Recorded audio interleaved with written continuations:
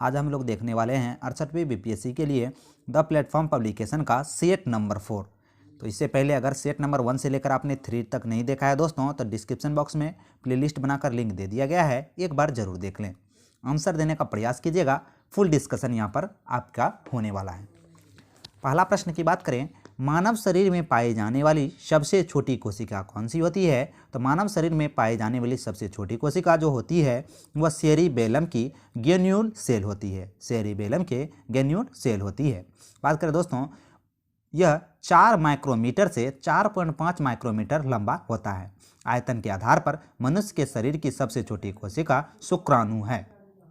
ठीक है। लाल रक्त कणिकाओं का आकार 5 माइक्रोन का होता है। दोस्तों बात करें, सेरिबेलम मस्तिष्क का एक महत्वपूर्ण हिस्सा है जो मस्तिष्क के पीछे और सेरेब्रम के नीचे स्थित होता है। सेरिबेलम संतुलन, गति और समन्वय को नियंत्रित करता है। नेक्स्ट है, मानव शरीर की सबसे बड़ी कोशिका महिलाओं के अंडाशय से निकलने वाले ओवम होते हैं, अंडे होते हैं।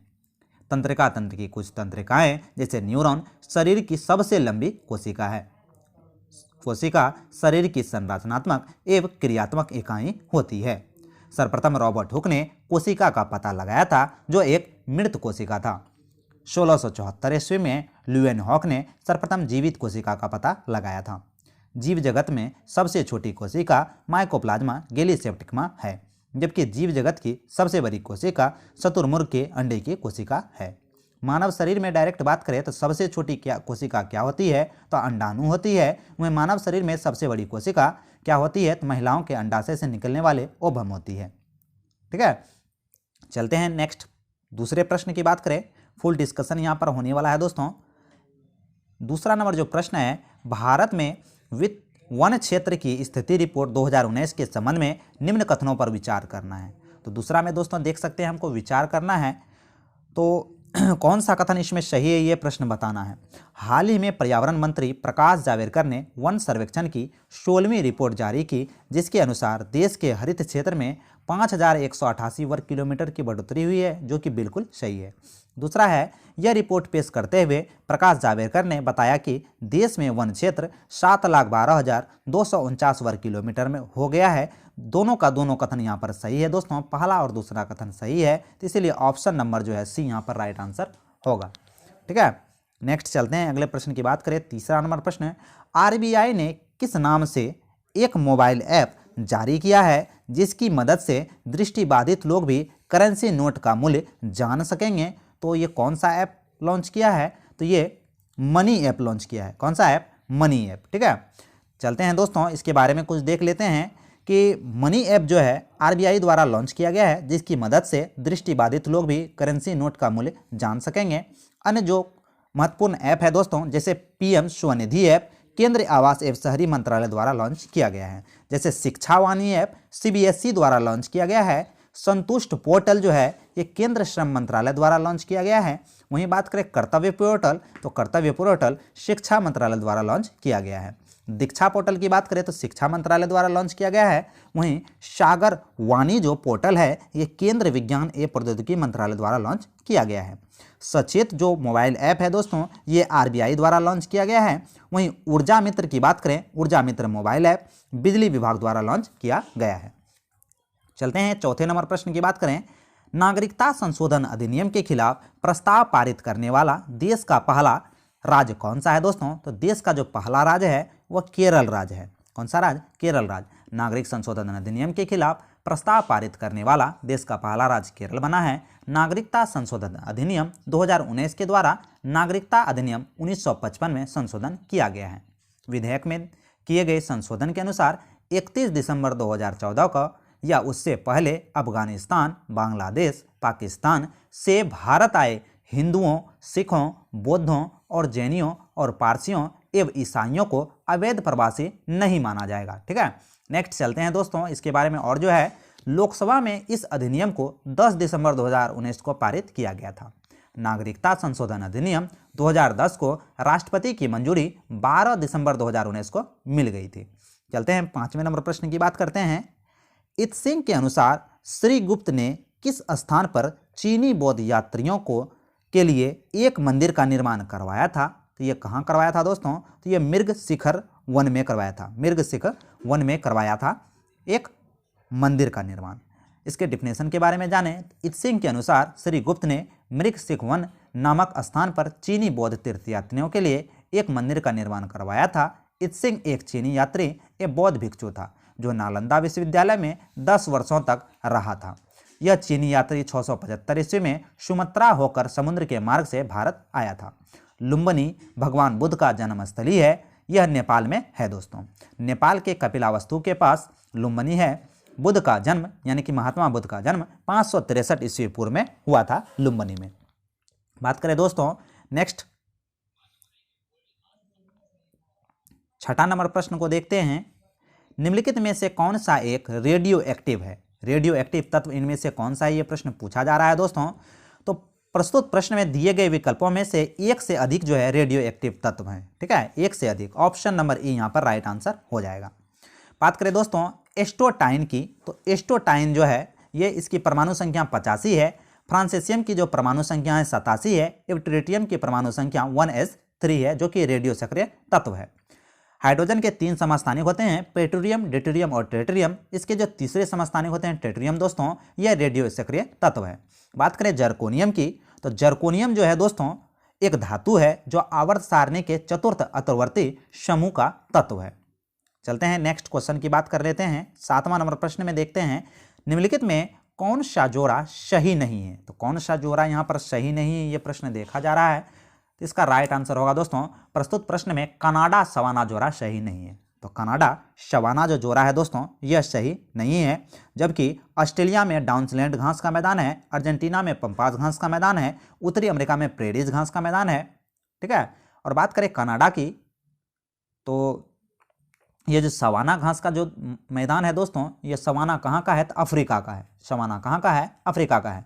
बात करें अन्य घास के मैदान, जैसे डाउन्सलैंड ऑस्ट्रेलिया का है, पंपास अर्जेंटीना का है, प्रेरीज घास का मैदान उत्तरी अमेरिका का है, स्टेपी दक्षिण रूस यूक्रेन का है, वेल्ड जो है दक्षिण अफ्रीका का घास का मैदान है, कंपोज ब्राजील का घास का मैदान है, कैंटरबरी न्यूजीलैंड का घास का मैदान है, और पुस्ताद जो है यह हंगरी के घास का मैदान है। इससे बाहर एक भी घास का मैदान नहीं पूछा जाता है। 8वां नंबर प्रश्न है निम्नलिखित में से कौन सा जापान का सबसे व्यस्त समुद्र पतन है? तो जापान का सबसे व्यस्त समुद्र पतन कौन सा हो जाएगा? योकोहामा। योकोहामा जो है दोस्तों यह जापान का सबसे व्यस्त समुद्र पतन है। योकोहामा जापान का व्यस्तम समुद्र पतन होने के साथ साथ सबसे बड़ा पतन भी है। हिताची जापान में स्थित एक शहर है। ठीक है, नेक्स्ट चलते हैं 9 नंबर प्रश्न की बात करें। क्रांति एवं कृषि से संबंधित सही युग्म बताइए। तो क्रांति एवं कृषि से संबंधित सही युग्म बताना है। तो अमृत क्रांति नदी जोड़ो परियोजना से है, बिल्कुल यहाँ पर सही है। लाल क्रांति मांस एवं टमाटर उत्पादन से है, बिल्कुल सही है। भूरी जो क्रांति है ये भूरी क्रांति कॉफी उत्पादन या उर्वरक उत्पादन से है दोस्तों, तो ये यहाँ पर जो है गलत कथन हो जाएगा। गोल क्रांति आलू उत्पादन अंडा उत्पादन से है, बिल्कुल सही है। तो इसमें से सही युग्म को पहचानना था, तो एक से अधिक यहाँ पर सही है। ठीक है, ऑप्शन नंबर ई यहाँ पर राइट आंसर हो जाएगा। बात करें दोस्तों अमृत क्रांति में नदी जोड़ो परियोजना के बारे में चर्चा है। लाल क्रांति के में मांस एवं टमाटर उत्पादन के बारे में है। भूरी क्रांति में कॉफी उत्पादन और उर्वरक उत्पादन से संबंधित है। गोल क्रांति आलू एवं अंडा उत्पादन से संबंधित है। स्वर्ण क्रांति फल एवं शहद उत्पादन से संबंधित है। वहीं बात करें गुलाबी क्रांति, तो गुलाबी क्रांति मांस तथा पोल्ट्री प्रसंस्करण और झींगा उत्पादन से संबंधित है। पीली क्रांति तेलहन उत्पादन से संबंधित है। वहीं श्वेत क्रांति दूध उत्पादन से संबंधित है। हरित क्रांति की बात करें तो कृषि को समग्र उत्पादन में वृद्धि से संबंधित हरित क्रांति है।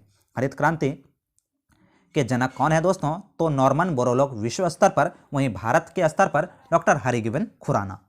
बायोस्फीयर रिजर्व और संबंधित राज्य का सही युग्म बताएं। बायोस्फीयर रिजर्व और संबंधित राज्य का सही युग्म यहाँ पर बताना है दोस्तों।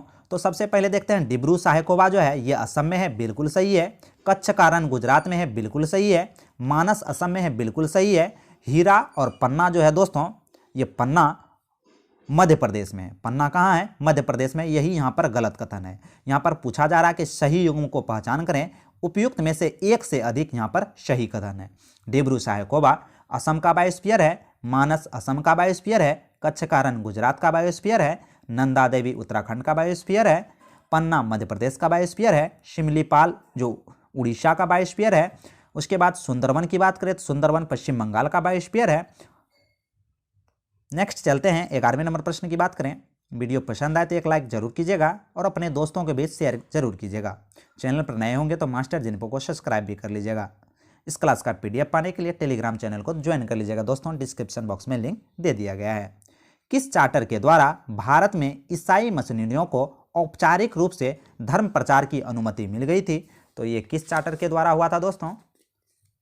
ये हुआ था चार्टर एक्ट 1813 एक्ट के द्वारा। चार्टर एक्ट 1813 के द्वारा जो है दोस्तों स्थानीय निकायों पर सुप्रीम कोर्ट को न्यायिक क्षेत्र में आने वाले लोगों पर कर लगाने का भी अधिकार मिल गया था। ठीक है, 1853 की बात करें तो 1853 के चार्टर के द्वारा ही कंपनी के कर्मचारियों की नियुक्ति के लिए प्रतियोगिता परीक्षा आयोजन का प्रावधान किया गया था।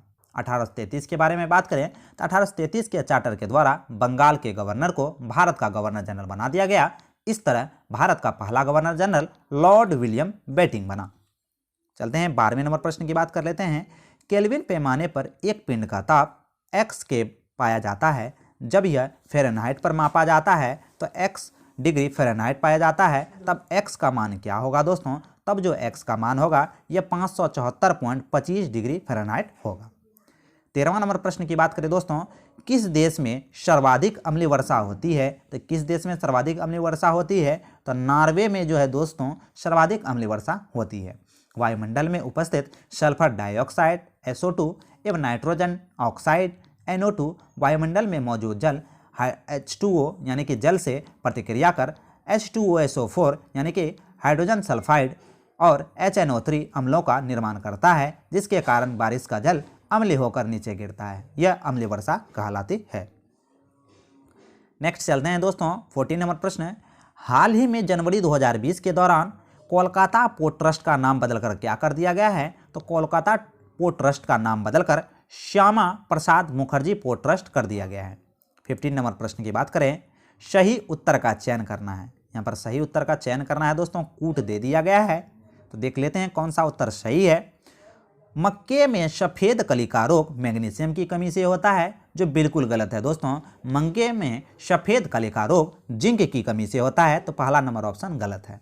धान का खैरा रोग, तो धान का खैरा रोग किसकी कमी से होता है? तो धान का खैरा रोग जिंक की कमी से होता है। ये यहाँ पर भी गलत हो जाएगा। ठीक है, तो दोनों का दोनों कथन गलत है। मक्के का सफ़ेद कली का जो रोग है दोस्तों यह जिंक की कमी के कारण होता है, वहीं धान का भी खैरा रोग जिंक की कमी के कारण होता है।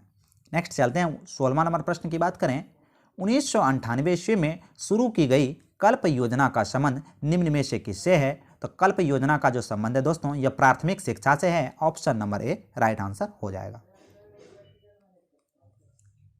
17 नंबर प्रश्न की बात करें दोस्तों, निम्न में से कौन सा एक जीव अन्य जीवों से भिन्न है? तो कौन सा जीव एक अन्य जीवों से भिन्न है? तो ये देख सकते हैं दोस्तों, केकड़ा जो है ये अन्य जीवों से भिन्न है। केकड़ा आर्थ्रोपोडा संघ का जंतु है। आर्थ्रोपोडा संघ के जंतु का गुण यह प्रायः एक लिंगी होते हैं और इनका निषेचन शरीर के अंदर होता है। नेक्स्ट चलते हैं दोस्तों अगले प्रश्न की बात करें। पहाड़ी चित्रकला का उत्कर्ष कहाँ हुआ है? तो पहाड़ी चित्रकला का जो उत्कर्ष है दोस्तों ये उपयुक्त में से एक से अधिक स्थान पर पहाड़ी चित्रकला का उपयोग हुआ है, इसीलिए ऑप्शन नंबर ई यहाँ पर सही हो जाएगा। ठीक है, 19वां नंबर प्रश्न की बात करें।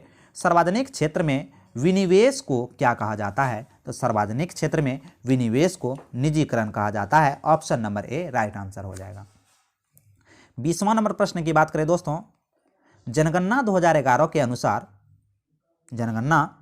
के अनुसार लिंगानुपात में सबसे ज़्यादा अंतर किस केंद्र शासित प्रदेश में है?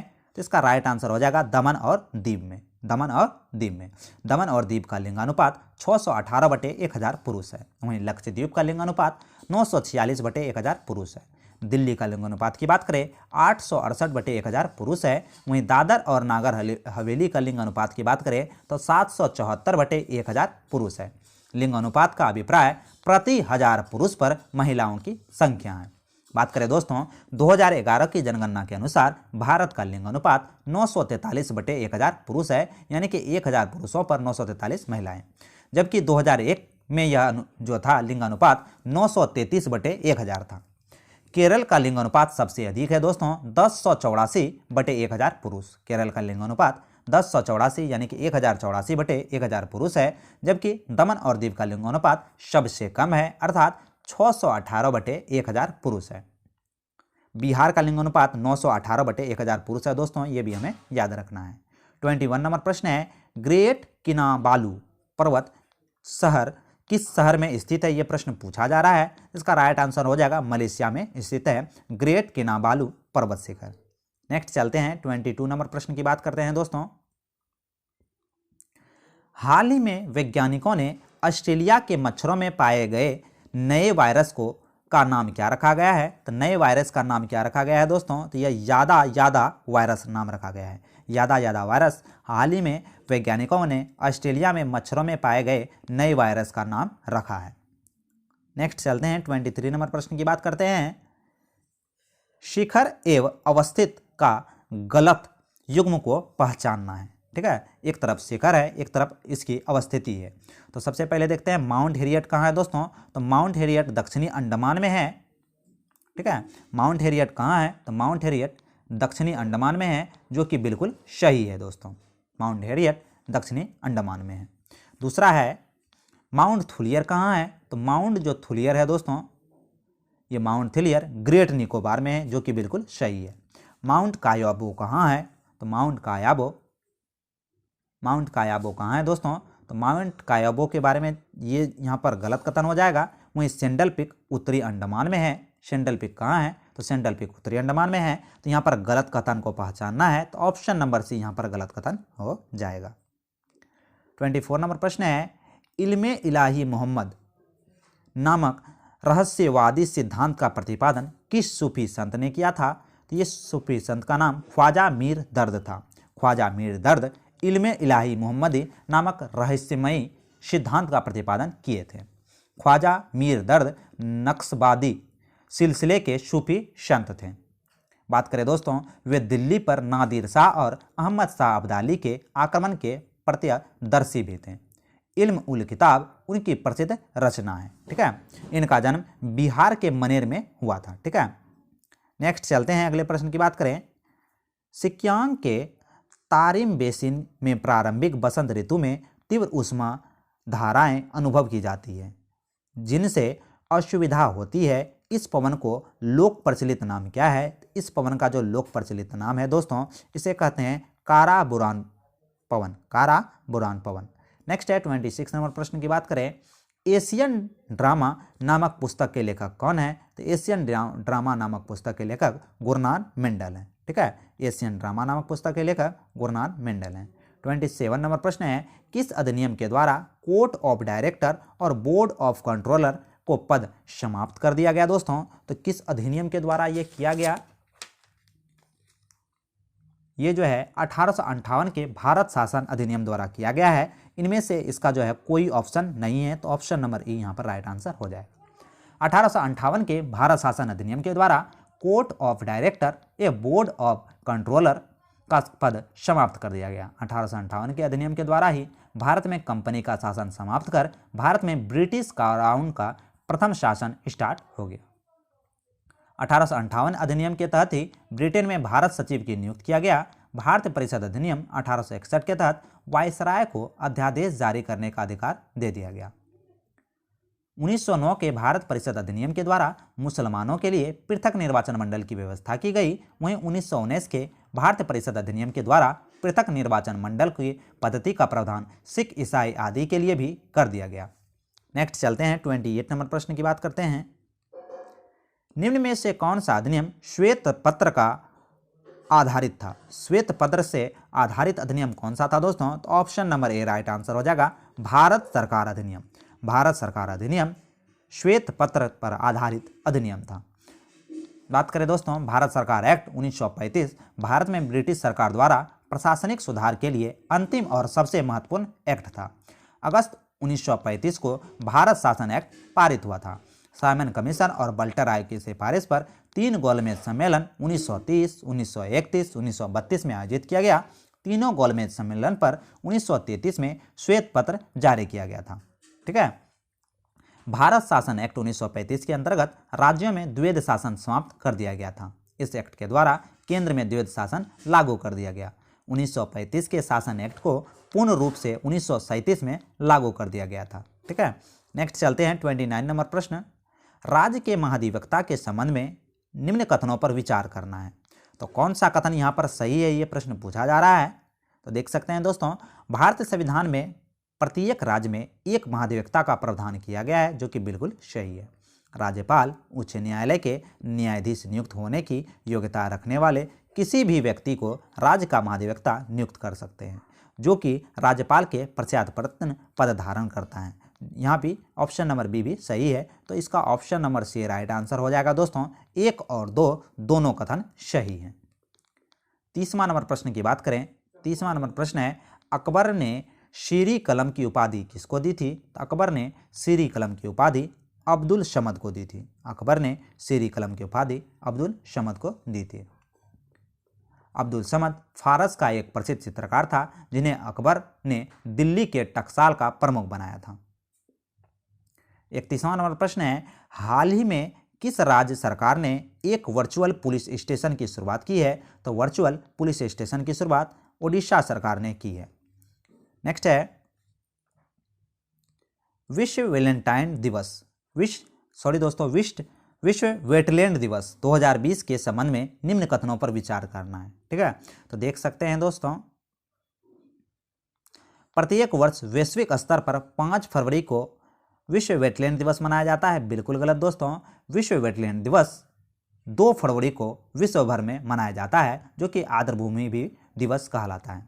बात करें दोस्तों, 5 फरवरी 2020 को मनाए गए विश्व वेटलैंड दिवस की थीम रही थी वेटलैंड एंड बायोडाइवर्सिटी, जो कि बिल्कुल गलत है दोस्तों। यहाँ दोनों का दोनों कथन गलत है। ऑप्शन नंबर डी यहाँ पर राइट आंसर हो जाएगा। 33 नंबर प्रश्न है, कोल इंडिया लिमिटेड का चेयरमैन और मैनेजिंग डायरेक्टर हाल ही में किसे बनाया गया है? तो 33 का राइट आंसर होगा दोस्तों option number A Pramod Agarwal को। 34 नंबर प्रश्न है, पृथ्वा प्रथम वीर उपाधि थी। तो पृथ्वा प्रथम वीर जो उपाधि थी दोस्तों, यह समुद्रगुप्त की थी। किसकी थी? समुद्रगुप्त की। समुद्रगुप्त गुप्त वंश के सबसे प्रतापी राजाओं में से एक थे। नीचे दिए गए रासायनिक पदार्थों एवं उनके संबंधित रासायनिक सूत्र में कौन सा युग्म सही नहीं है? तो कौन सा युग्म सही नहीं है, ये प्रश्न पूछा जा रहा है। तो नीचे दिए गए जितने भी पदार्थ और उसके संबंधित रासायनिक सूत्र हैं दोस्तों, उसमें से विकल्प ए और डी सुमेलित नहीं है और सभी सुमेलित हैं, इसलिए ऑप्शन नंबर ई यहाँ पर राइट आंसर हो जाएगा। नेक्स्ट है, विद्युत चुंबक तरंगों के संबंध में निम्न कथनों पर विचार करना है। तो देख सकते हैं कौन सा कथन सही है, ये प्रश्न पूछा जा रहा है। ठीक है, तो कौन सा कथन सही है, ये प्रश्न पूछा जा रहा है दोस्तों। तो देख सकते हैं, विद्युत चुंबकीय तरंगों के संचरण के लिए माध्यम के कणों की आवश्यकता होती है, जो कि बिल्कुल गलत है। ये तरंगें ध्वनि के वेग से चलती है, ये भी गलत है। प्रकाश के वेग से विद्युत चुंबकीय तरंगें चलती है। ये निर्वात में भी गमन कर सकती है। केवल 3 यहाँ पर सही होने वाला है। क्या है दोस्तों? केवल 3 यहाँ पर सही होने वाला है, अन्य 2 जो कथन है यहाँ पर गलत है। तो ना तो 1 और ना ही 2। नेक्स्ट चलते हैं अगले प्रश्न 37 नंबर प्रश्न की बात कर लेते हैं। भारत सरकार ने एशियाई हाथी को राष्ट्रीय विरासत पशु के रूप में कब घोषित किया था? तो ये कब घोषित किया था दोस्तों? ये अक्टूबर 2010 में घोषित किया था। अक्टूबर 2010 में जो है भारत सरकार ने एशियाई हाथी को राष्ट्रीय विरासत पशु के रूप में घोषित किया था। 38 नंबर प्रश्न है, किसी राज्य के राज्यपाल द्वारा जारी अध्यादेश का अनुमोदन किसके द्वारा होना आवश्यक है? किसके द्वारा होना आवश्यक है दोस्तों? तो इसका ऑप्शन नंबर डी राज्य विधानमंडल द्वारा अनुमोदन होना आवश्यक है। 39 नंबर प्रश्न है, शिवालिक शैल समूह के दक्षिण में भाबर क्षेत्र उदाहरण है। तो भाबर क्षेत्र किसका उदाहरण है दोस्तों? तो भाबर जो क्षेत्र है ये गिरिपद की स्थिति का उदाहरण है। Option number D. 40 नंबर प्रश्न है, अमन धान उगाया जाता है। तो अमन जो धान उगाया जाता है दोस्तों, यह नवंबर दिसंबर में उगाया जाता है। अमन धान नवंबर से दिसंबर में उगाया जाता है। धान खरीफ फसल का सबसे महत्वपूर्ण फसल है। धान की कुछ किस्में 90 दिनों में तथा कुछ किस्में 120 से 130 दिनों में तैयार हो जाती है। चलते हैं नेक्स्ट क्वेश्चन की बात करें। अभी तक आपने वीडियो को लाइक नहीं किया है तो वीडियो को लाइक कर दीजिएगा और चैनल पर नए हैं तो मास्टर जी इन्फो को सब्सक्राइब कर लीजिएगा। अवतारवाद का सुस्पष्टीकरण तथा विष्णु के अवतारों की पूजा भागवत धर्म के लक्षण थे। तो भागवत धर्म के लक्षण थे, इसका राइट आंसर होगा दोस्तों गुप्त काल में। किस काल में? गुप्त काल में भागवत धर्म के लक्षण थे।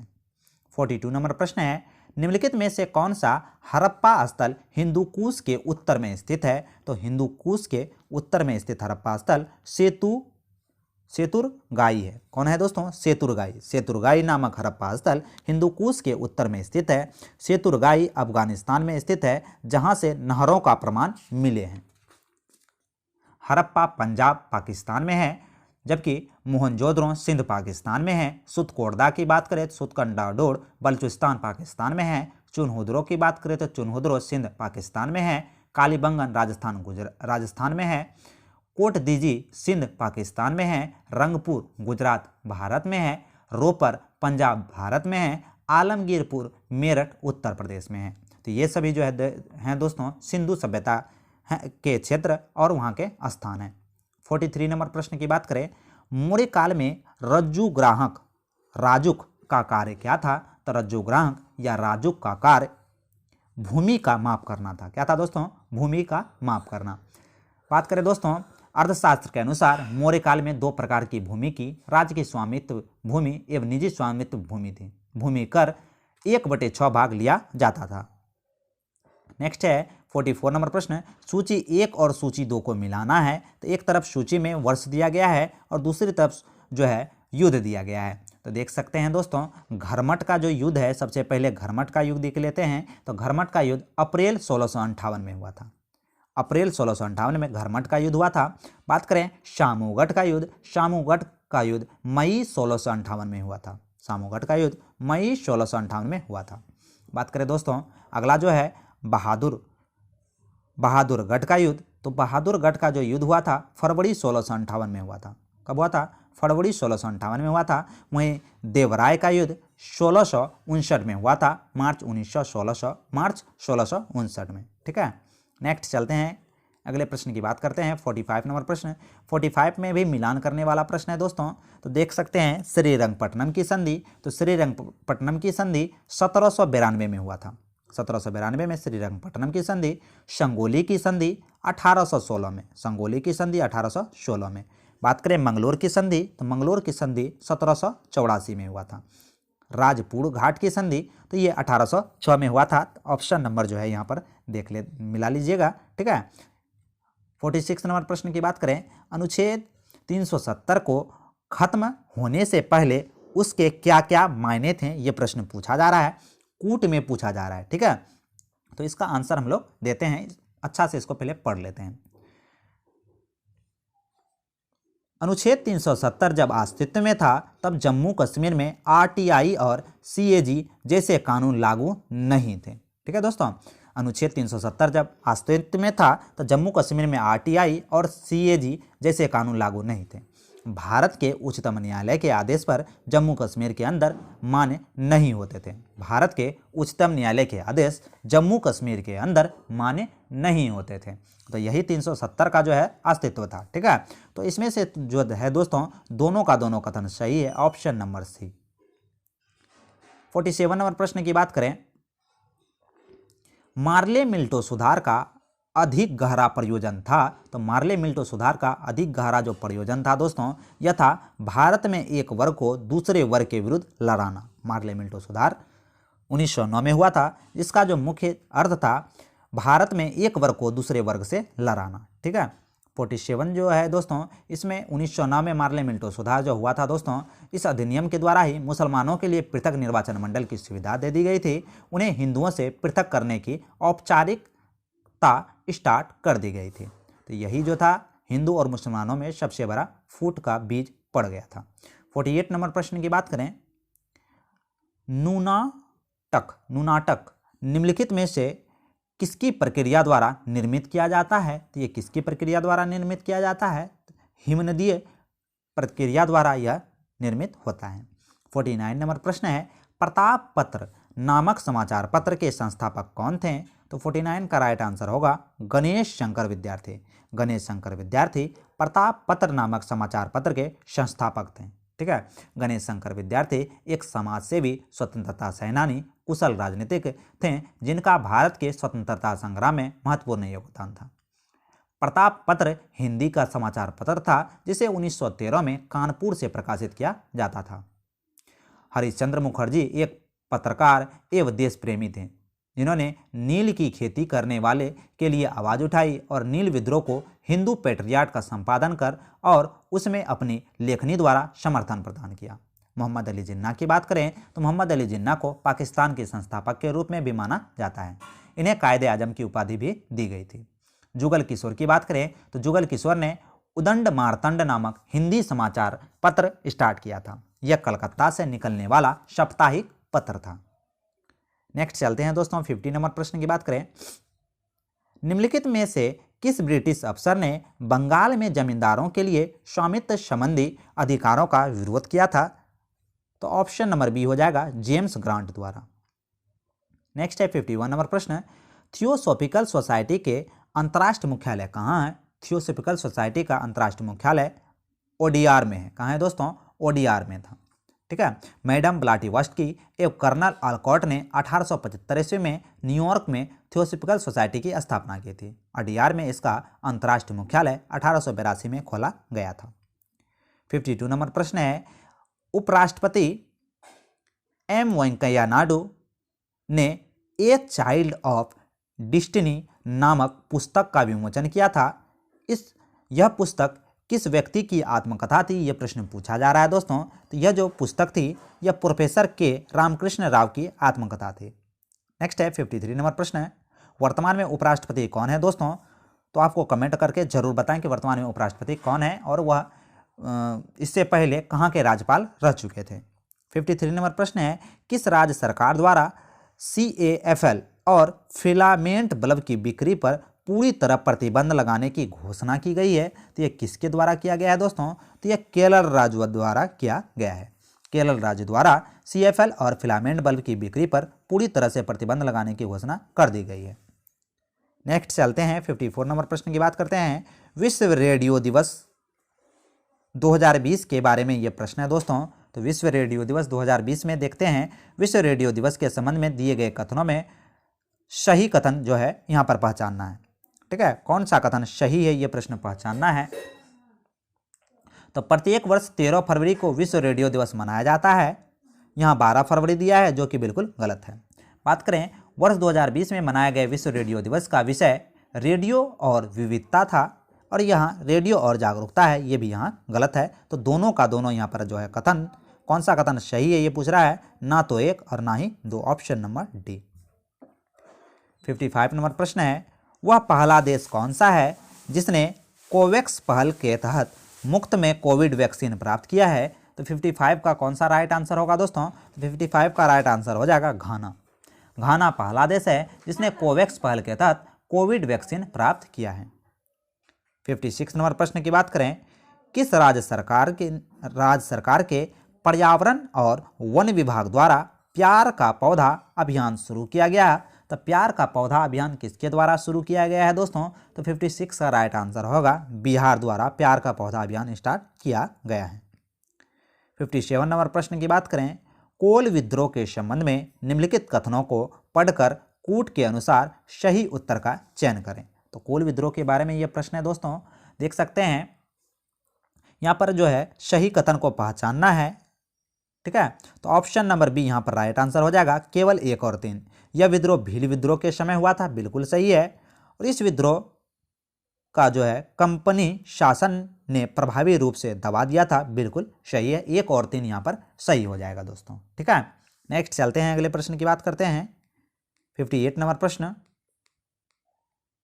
58 नंबर प्रश्न है। एंजियोस्पर्म के संबंध में निम्न कथनों पर विचार करना है। तो कौन सा कथन यहाँ पर जो है सत्य है, ये प्रश्न पूछा जा रहा है। तो देख सकते हैं ये पुष्पीय पादप होते हैं जिनके बीज फलों के भीतर होते हैं, जिनके बीज फलों के भीतर होते हैं। तो ये यहाँ पर सही हो जाएगा। दूसरा है यह पौधे का सबसे छोटा वर्ग है जिनसे भोजन, ईंधन, औषधि, चारा एवं अन्य दूसरे प्रकार के संसाधनों की प्राप्ति की जाती है। ये यहाँ पर गलत हो जाएगा, केवल 1 सही है। तो ऑप्शन नंबर ए यहाँ पर ए राइट आंसर हो जाएगा। 59 नंबर प्रश्न की बात करें, गैसो हॉल के संबंध में निम्नलिखित कथनों पर विचार कीजिए। तो गैसो हॉल में कौन सा कथन सही है, ये प्रश्न पूछा जा रहा है दोस्तों। तो देख सकते हैं कि ये पेट्रोल एवं अल्कोहल का मिश्रण है, बिल्कुल सही है। इसका उपयोग ईंधन के लिए किया जाता है, बिल्कुल सही है। Option number C right answer हो जाएगा, दोनों का दोनों कथन सत्य है। 60 नंबर प्रश्न की बात करें, निम्न कथनों को पढ़कर कूट के अनुसार सही उत्तर का चयन करना है। तो कूट में दिया गया है और सही उत्तर का यहाँ पर चयन करना है दोस्तों। तो देख सकते हैं दोस्तों, ल्यूसाइट एक अत्यंत विषैली गैस है जिसका निर्माण एसिटिलीन व आर्सेनिक टाइट्रोक्लोराइड की क्रिया से निर्जल एल्युमिनियम क्लोराइड की उपस्थिति में कराकर किया जाता है, बिल्कुल सही है। कार्बन टेट्राक्लोराइड का उपयोग कीटनाशक के रूप में किया जाता है, ये भी यहाँ सही है। तो 1 और 2 दोनों कथन यहाँ पर सही हो जाएगा, ऑप्शन नंबर सी। 61 नंबर प्रश्न भी देख सकते हैं, कूट में दिया गया है, कौन सा उत्तर सही है, ये प्रश्न पूछा जा रहा है। तो देख सकते हैं दोस्तों कि यह टेट्राहाइड्रिक एल्कोहल है, बिल्कुल सही है। सांद्र नाइट्रिक अम्ल के साथ मिलाकर इसका उपयोग विस्फोटक के में किया जाता है, बिल्कुल यहाँ पर गलत हो जाएगा। यह बाजार में ग्लिसरॉल नाम से उपलब्ध है, बिल्कुल सही है। तो 1 और जो है 3 यहाँ पर सही है, तो ऑप्शन नंबर ए यहाँ पर राइट आंसर हो जाएगा। नेक्स्ट है 62 नंबर प्रश्न है, बीटा किरणों के संबंध में निम्न कथनों पर विचार करना है। तो बीटा किरणों के संबंध में निम्न कथनों पर विचार करना है दोस्तों। तो देख सकते हैं, तो इसका कौन सा कथन सही है, ये प्रश्न पूछा जा रहा है। तो ये किरणें घनावेशित होती हैं, बिल्कुल गलत। ये किरणें ऋणावेशित होती हैं। द्रव्यमान की अधिकता के कारण इनकी गतिज ऊर्जा कम होती है, सॉरी दोस्तों, इसकी गतिज ऊर्जा अधिक होती है। तो ना तो 1 सही है और ना ही 2 सही है। 63 नंबर प्रश्न देख सकते हैं, कूट में दिया गया है, निम्न कथनों को पढ़कर कूट के अनुसार सही उत्तर का चयन करें। ठीक है, तो सही उत्तर का यहां पर चयन करना है।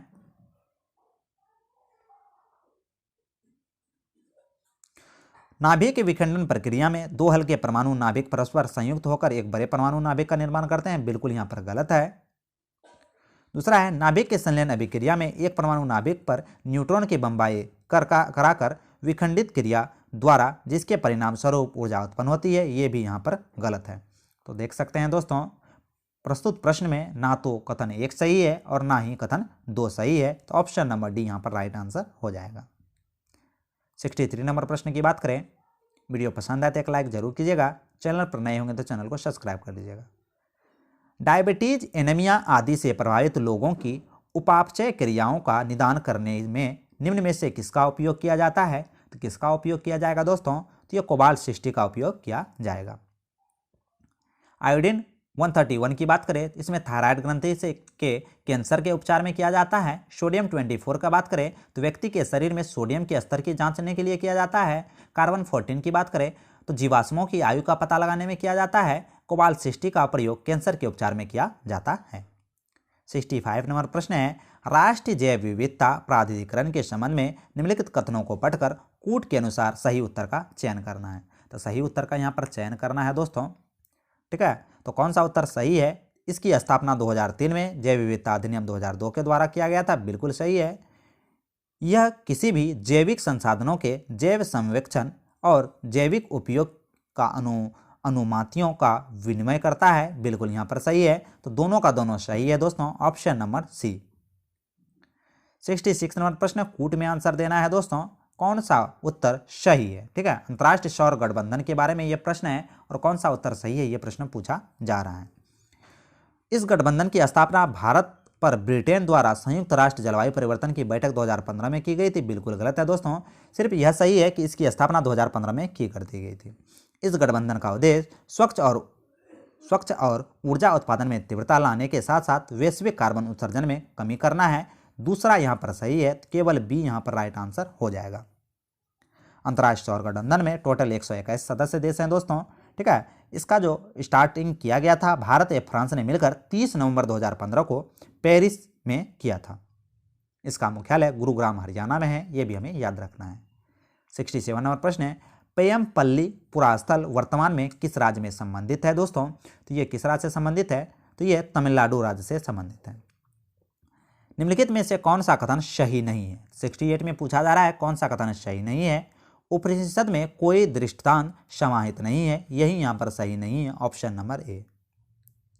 69 नंबर प्रश्न है, मराठा इतिहास किसने लिखा था दोस्तों? तो मराठा जो इतिहास है इसके लेखक ग्रांट डफ हैं। कौन है दोस्तों? ग्रांट डफ। नेक्स्ट है, मुगल काल के किस चित्रकार को पूर्व का राफेल कहते हैं? तो पूर्व का राफेल किसे कहते हैं दोस्तों? तो पूर्व का राफेल बिजहाद को कहते हैं। बिजहाद को पूर्व का राफेल कहते हैं। यहाँ पर एक भी ऑप्शन नहीं है, तो ऑप्शन नंबर ई यहाँ पर राइट आंसर हो जाएगा। नेक्स्ट है 71 नंबर प्रश्न। 71 नंबर प्रश्न है, लौह इस्पात में कच्चे माल के रूप में प्रयुक्त होता है। कूट में आंसर देना है दोस्तों।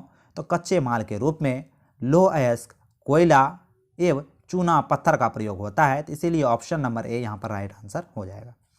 72 नंबर प्रश्न है, दक्षिण भारत की सर्वोच्च चोटी अनायमुदी की ऊंचाई कितनी है? तो अनायमुदी की ऊंचाई जो है दोस्तों यह 2695 मीटर है। ऑप्शन नंबर ए राइट आंसर हो जाएगा।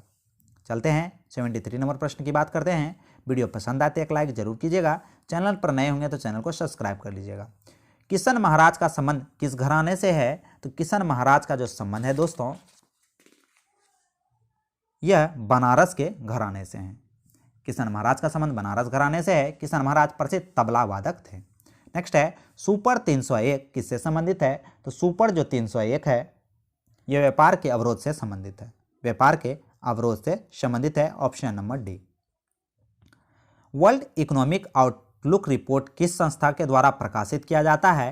तो यह किसके द्वारा प्रकाशित किया जाता है दोस्तों? तो यह अंतर्राष्ट्रीय मुद्रा कोष द्वारा प्रकाशित किया जाता है। वैश्विक स्तर पर हरित क्रांति का जनक कौन है? तो वैश्विक स्तर पर हरित क्रांति के जनक नॉर्मन बोरलॉग हैं। वहीं इंडिया के स्तर पर MS स्वामीनाथन है।